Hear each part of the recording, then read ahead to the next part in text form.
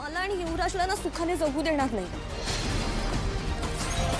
And I am sure या तारिणीनेच केदारला idea दिली असणार की खोटा खोटा मुलगा बनून ना या घरात यायचं. खांडेकरांची प्रॉपर्टी हवी आहे ना हिला. होय, हा यांचा मुलगा आहे यावर अजूनही माझा विश्वास बसत नाहीये. नाही, अजिबात नाही. असं काही नाहीये. खरं तर केदारला इकडे यायचं पण नव्हतं. पण दयानंद काकांनी सगळ्यांसमोर त्यांचं नातं मान्य केलंय. त्यामुळे आता कोणी काहीही म्हटलं तरी दयानंद काका आणि केदारचं नातं नाही बदलू शकत. आणि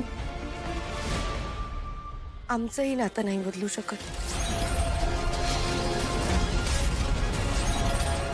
आणि निशी, या हाताने मोठं केलंय ग मी तुला. माझ्या डोळ्यांनी तुला लहानाचं मोठं होताना पाहिलंय. माझी दृष्ट तुला कधीच नाही लागणार.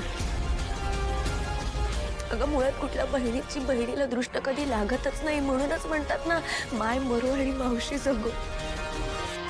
मी नाही तुला कधीच नजर लावणार. आणि लहान कसेही वागले ना तरी मोठ्यांनी कायम त्यांना सांभाळून घ्यायचं असतं. त्यामुळे तू कशीही वागलीस तरी मी तुला कायम सांभाळून घेणार. तिथेही सांभाळून घेतलं होतं आणि इथेही सांभाळणार. निर्लज्जपणाचा कळच आहे मुलगा.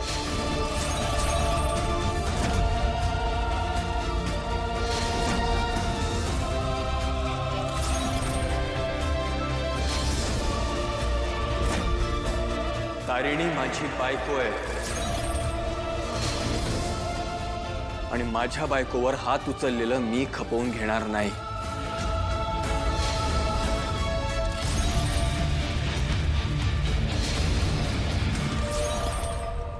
माझा हात पकडायची तुझी हिंमत कशी झाली? स्वतःला कोण समजतोस तू?